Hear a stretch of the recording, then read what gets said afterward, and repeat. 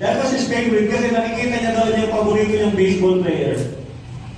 So every year, binibigyan siya ng kanyang mga apo at sa kanyang mga kaibigan ng bagong calendar but he never used.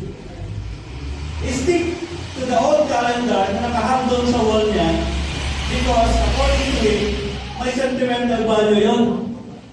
At doon palagi nare-repress niya yung favorite baseball game niya at talagang lagi niyang naaalala yung kasiyahan sa kanyang puso every time na maalala niya yung calendar na yun at yung game na yun. Kaya hindi niya pinapakailaman yung iba. Pag binigyan siya ng bagong kalendaryo, hindi niya hinahang. Basta yun lang kanya. Ganun lang siya. Okay. Sabi niya, pare-pareha sa mga araw eh.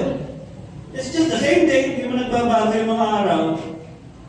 One time, sabi ng misis niya, mahal ako tagpuin mo sa clinic sa March 15. Tagpuin mo sa clinic because I have something to do. I need you to support me. Tinignan sa calendar niya, 1998 yung calendar. Sabi niya, Sunday naman to ah.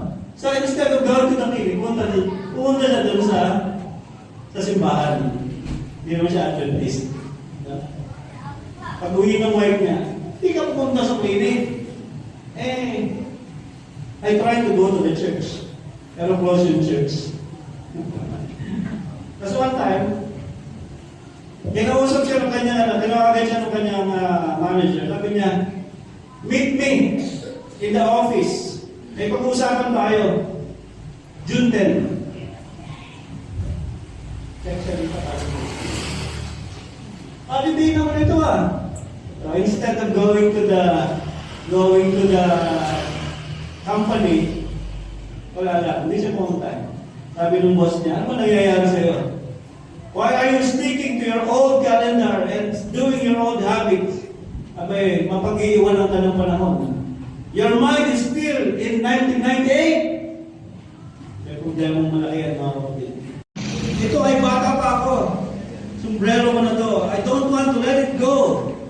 Kahit na may nagbibigay sa kanya ng mga bago at modernong sombrero. Gusto niya yung kanyang old hat. One time he was asked na pumunta sa isang kasalan, mga kapatid ko. At pumunta naman siya. He wore his best suit, but he's wearing his old hat. At habang nandoon siya sa kasalan, postura siya, sabi nung nanay ng bride, ano yung nasa ulo niya, ma? Inisip na ma yung nasa ulo niya. And then yung mga bata nagtawa ng mga kapatid ko, ayaw naman siyang picturean. Ayaw siyang picturean noong cameraman. Ayaw siyang isama. Tanggalin siya yung hat niya. Nakaka-distract mga kapatid ko. Noon niya lang naintindihan na he has to renew. He has to let go of the old things, mga kapatid. Because old things are not meant to last. Lalo na yung negatibong effect, mga kapatid ko. Ngayong umaga, yung babasahin natin, mga kapatid ko, ang sabi mo dito sa Romans chapter 12, yung binasa ka ng kapatid kanina, and do not be conformed to this world, but be transformed by the renewing of your mind, that you may prove what is good, that good and acceptable and perfect will of God. Mga kapatid ko. I'm just going to dwell on one word here, mga kapatid. Actually, may dalawang magandang salita dito na dapat nating pag-aralan. Yung salitang transform, metamorphose, and then yung salitang renew, or renewing, anakoinosis. But I'm not going to dwell doon sa metamorphosis. I'm going to study, I'm going to dwell on anakoinosis. Ano ba ito? Ano ba ibig sabihin? Paano ba tayo magre-renew mga kapatid? At ano yung i-renew natin? Ano yung i-renew natin? At kailangan natin mag-renew. Ngayon po, ang dami ko po nakikita na parang nagiging problema ngayon at in the near future sa mindset and views sa ating Adventist culture, mga kapatid ko. Pakinggan po ninyo. This is supposed to be entitled, The Clash Between Immanence and Transcendence in the Context of Adventism. Anong ibig sabihin nito, Pastor? Bakit may clash? Okay, bakit may clash? Kasi mga kapatid ko, marami sa atin, iniisip natin, okay na tayo, as long as we have God. Which is parang okay naman. Ano po? Pag sinabi natin immanence, mga kapatid, this is a concept wherein the presence of God is with you while you are still living in this earth. Nandito ka sa mundo. You have to feel the presence of God. You have to feel the love of God. You have to feel the blessing of God, the protection of God. That's the immanence concept. Yung bang maintindihan mo na hindi ka pinababayaan ng Panginoon. And the transcendence concept is the idea na ang Panginoon ay merong hinahandang magandang tahanan sa iyo, meron kang magandang kalagayan, meron kang buhay na walang hanggan, meron hindi lang dito yung buhay mo, kung hindi doon din sa langit na bayan. That is the transcendence concept.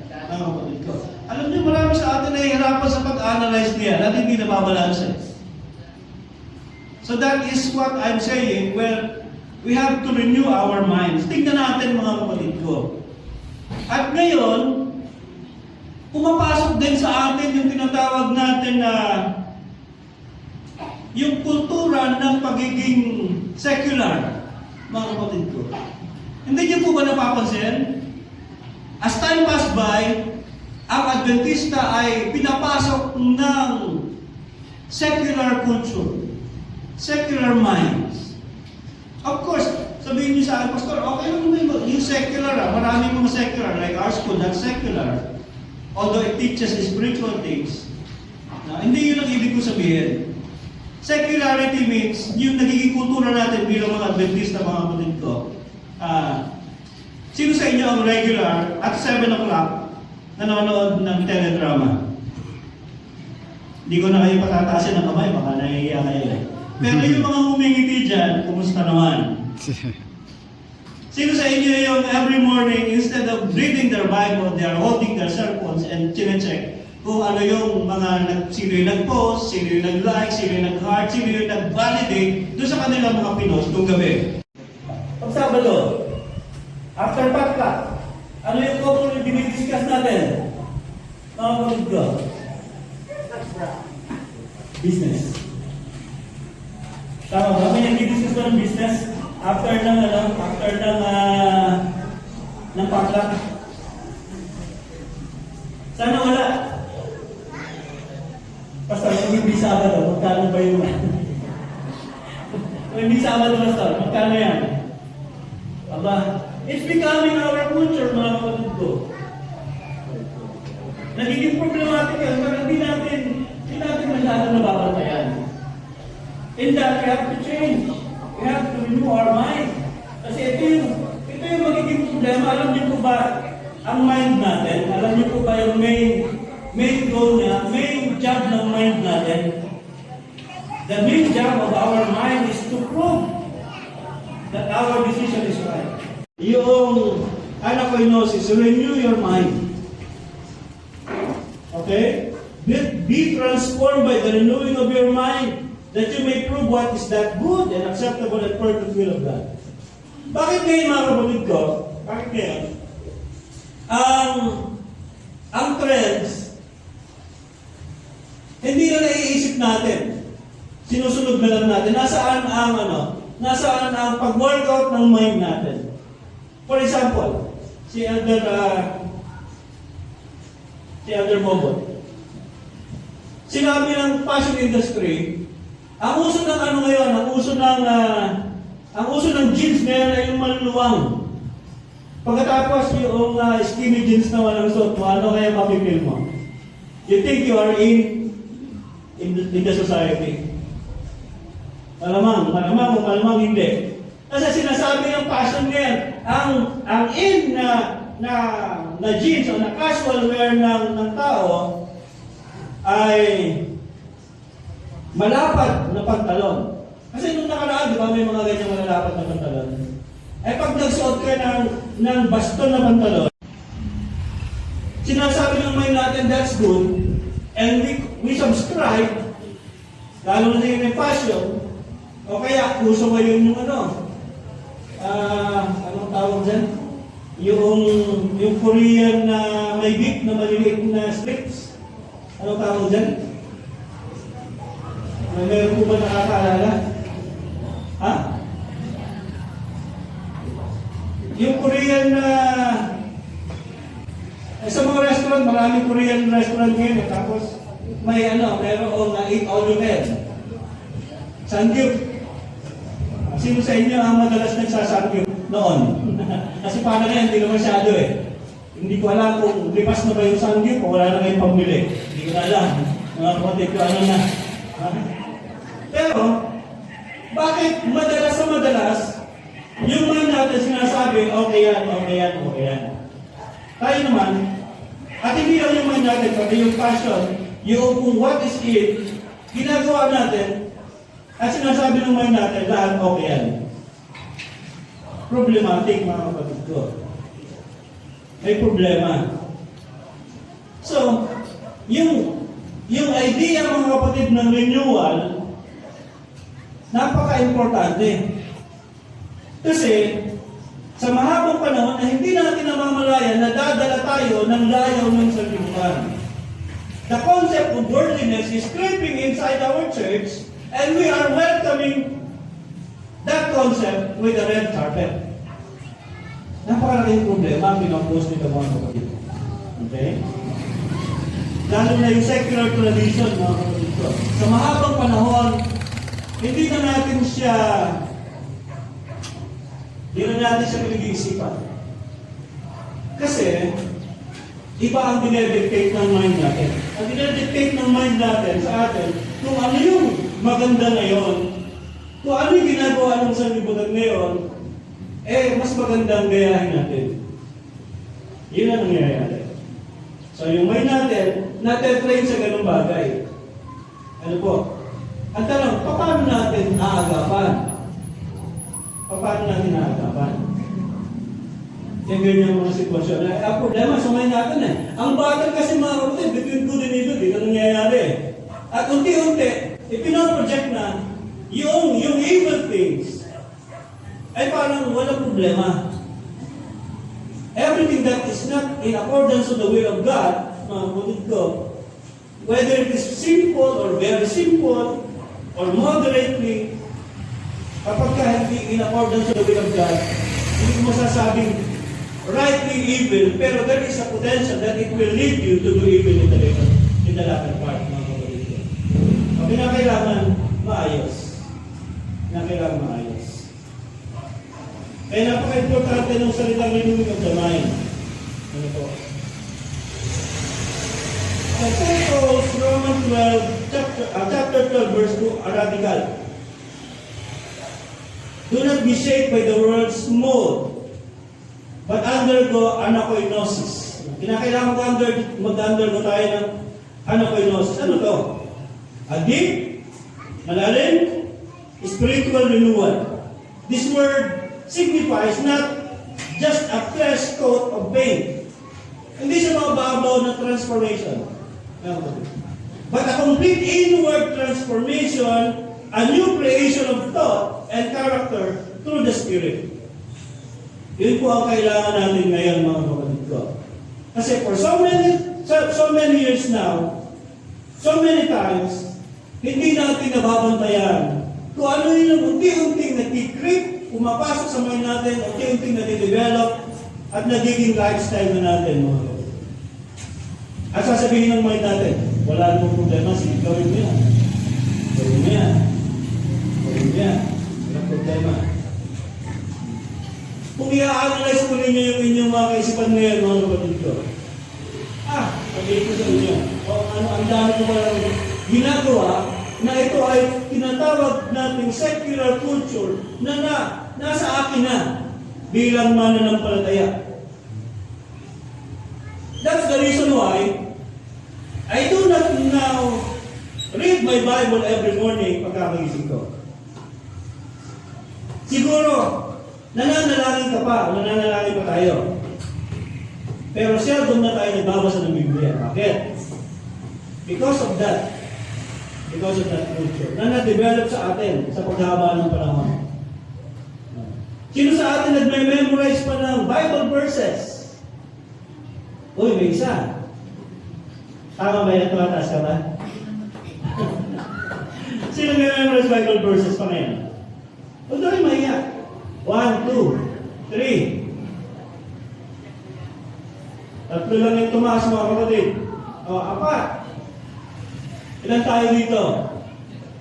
Siguro mga, kung di ako nagkakamali, around 150. What's happening? What do you think? Is memorizing Bible verse not important anymore? Important. Which is more important? You see and check your, yung pag-validate ng mga nakapag-view ng iyong pinost kagabi o yung mag-memorize ka ng Bible verse. Diba? But we are putting so much emphasis on who is going to validate us. Kung ano yung ginawa mo. Diba? So that's the problem. At kapag hindi natin nakita, napansin ito mga kapatid, at ito ay na-stuck sa atin at naging habit natin, naging kultura natin, pinapasa din natin. At mahirap na tanggalin yan, mga kapatid. Kasi alam niyo yung salitang habit? H-A-B-I-T. Diba? Habit na eh. Tanggalin mo yung H, ano na natira? You still have a bit. A bit. Ay, tanggalin mo yung A. You still have bit. Tanggalin mo yung B. Ay, you still have it. Ang mahirap iwasan, ano? The only way to stop it is to break it. And then you have to find good and better habit. May tatlong pamamaraan. At isa dyan ay yung sobrahan mo. Excessive, para maintindihan mo na mali na ito. Ako minsan, gano'n na ang nangyayari sa akin. I'm not saying that I'm not having other things. Ano po? Meron din ako, mga kapatid. Pero isa sa mga ginagawa ko, para madali ko siyang matanggal, is I overuse. Kasi yun yung isang na-share sa akin. Kasi meron isang bata, kanyang habit na na-develop sa kanya, ay yung bang magsindi siya ng kasi noon post-pro pa eh. Ngayon, dito, ganun na lang. Yung post-pro, lagi niya hinahawakan punta sa kusina, sindi. Kasi natapon yung ganun. Tapon. Sabi niyo, yung kanyang nanay, mga kapatid ko, na-alarma kasi, paano ko makasunog? Hindi, tapon. Hindi, tapon. Sabi ng kanyang nanay, abay, tama na yan. Hindi magandang habit yan. Baka masunog bahay natin. Ayaw pa tumigil. Kasasabi, ayaw tumigil. Nag-isip yung nanay, hindi pwede mo gawin para ma-stop ito ng aking anak. Develop this kind of bad habit. Alam niya yung nanay, bumili nga ng pospro. Alam niyo yun, di ba? Meron malaki. Nakakita kayo yung malaking pospro. Masabi, anak, ikaw ang gamitin mo. Ay, tuwan-tuwa. At first, tuwan-tuwa yung bata eh. Nakita niya yung pospro. Ang laki! Ay, di, habang kinukuha niya, sinusunod. Eh, after 5 minutes, ang dami pang laman, nangangawit na yung kanyang kamay. Nangangawit na. Sabi, Mami, ayaw ko na. Hindi, sininti ka pa. Ang sarap na sindihan yan eh. After ilang minuto pa, gawit na siya. Hindi na siya makagalaw. Mami, ayaw ko na talaga. Hindi, ubusin mo yan. Sindi ka lang ng sindi. Sindi ka ng sindi. Ang sarap sa sindi niya, dumating siya sa punto na ayaw niya nang gawin. Kasi nangangawit na siya. Na-overuse, mga kapatid. So that's one thing, mga kapatid. Meron naman, isang empleyado, mga kapatid ko, he was working, at yung kanyang bad habit naman, ay, kasi, night yung schedule niya, ang uwi niya dun sa apartment nila, mga kapatid ko, ay 4 a.m. Hindi ko alam kung call center agent siya, pero ganun ang trabaho niya. Umuwi siya at 4 a.m. Pero the bad habit that he has, yung kanyang sapatos, hindi niya tatanggalin ng sintas. Ikikit niya yung paa niya at tatalsik yung sapatos. That's how he removed his shoes. Ang kapatid. Sisipa siya doon sa wall, ay yung wall nila mga kapatid ay hindi naman concrete. Parang lawanik or plywood during that time. Ay di lumalagawog, mga kapatid. Pero sa kanya, bakit wala yan? Because what he's doing is just removing his shoes. Tapos sumatulog. Okay? So, kinabukasan, yung kanyang mga kapitbahay at yung kanyang mga inhabitants doon sa apartment ay nagre-reklamo. Sabi niya, kaibigan, ano po ikaw ay busy? You are hard-working man. At alam mo, kailangan mo rin kumita para masuportahan yung family mo. But what we don't like is that kapag ikaw'y umuwi at tinatanggal mo yung sapatos mo, ay sinisipa mo yung paa mo para matanggal yung sapatos mo at kami naman ay nagugulat. Imagine, gano'n ka siyang patulog at 4 a.m. Naranasan niyo ba yun? Natutulog kayo, biglang may lalagawag, magigising ka. Di ba, ang hirap nang bumalik sa tulog, maiinis ka na. Okay? At inis nga yung kanyang mga kasama. So, ang ginawa niya ngayon, umupo siya, kasi naalala niya, umupo siya, tinanggal niya yung sintas, nandahan-dahan, at siya ay natulog. Maya after 5 minutes na nakahiga siya mga nakakatuan, kumakatok. At pagbukas niya ng pinto, nakita niya, ang pupula ng mata ng kanyang mga kasama. At ang sabi sa kanya, pwede ba? Isipan mo pa uli isang paa mo na makatulog na kami. Ayun pala, hindi na makadevelop. Nakadevelop na rin sila ng habit na hanggang hindi. Ay dalawa yung paa. Isa lang yung sinipa. Ay hindi pa natutulog. Hindi marinig yung isa pang paa na lumalagabog. Na-form ulit. Kahit yung kanyang mga kasama, naka-form din ng another habit because of it. Eh mahirap yan. Kapag tayo ikaw nag-i-initiate ng bad habit, malaking problema. So there is the very important need for the renewing of the mind. Yung anakoinosis, mga kapatid ko. Sabi ng 2 Corinthians chapter 4, verse 16, through our outward man, though our outward man perish, yet the inward man is renewed day by day. Renewal is continuous, not one-time event, mga kapatid. Hindi isang event ko ito.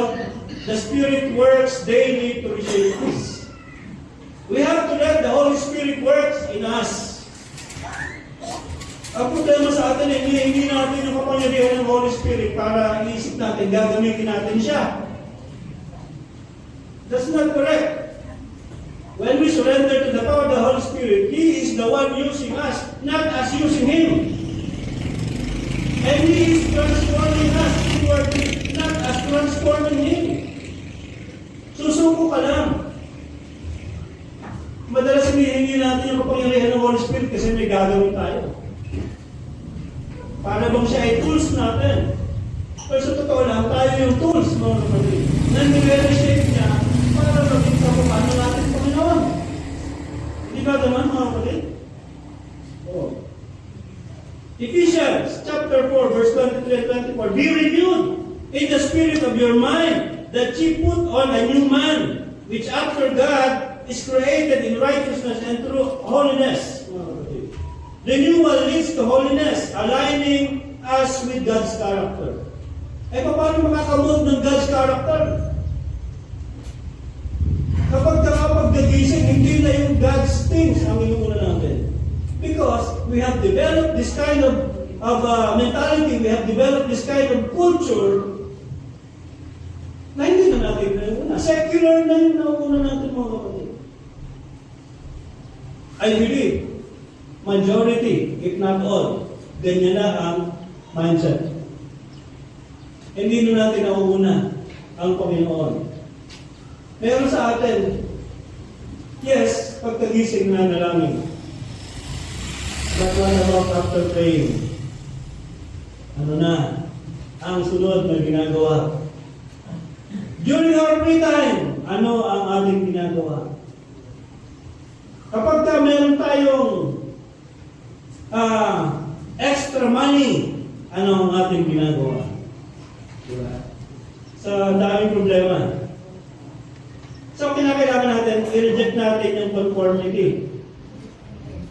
Yung mindset na gano'n, yung kultura na gano'n, mga kapatid. Sabi ng Titus chapter 3 verse 5, not by works of righteousness which we have done, but by according to His mercy He saved us, by the washing and of regeneration and renewing of the Holy Ghost. Kinakailangan marin yun. Renewal is God's work in us, not human effort alone. Kasi ang hirap i-align, ang hirap ayusin, planchahin ng twisted mindset. Meron ayusin. Sa totoo lang. At ito ay hindi kaya ng isang tao lang. Kinakailangan dito divine intervention mga kapatid. Otherwise, we are always doing what God does not want us to do.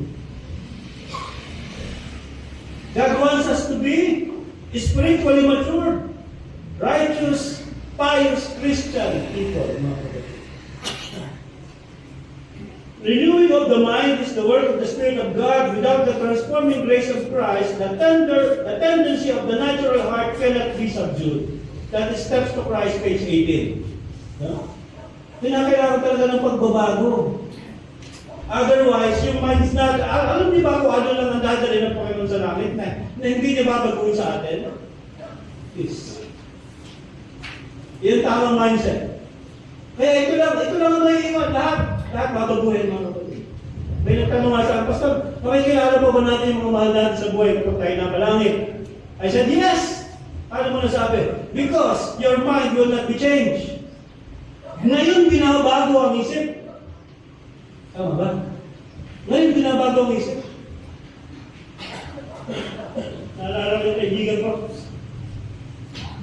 At the age of, siguro mga 50 plus na rin, hindi siya kasawa. Eko bro, layman siya. Ba't di ka nag-asawa? Dati may girlfriend ka. Bro, okay na ako. Committed na ako. Sabi ng kakambal niya, committed na yan. Committed na ang isip. Yan sabi sa kanya. Committed We have na. to renew our minds, mga kapatid ko.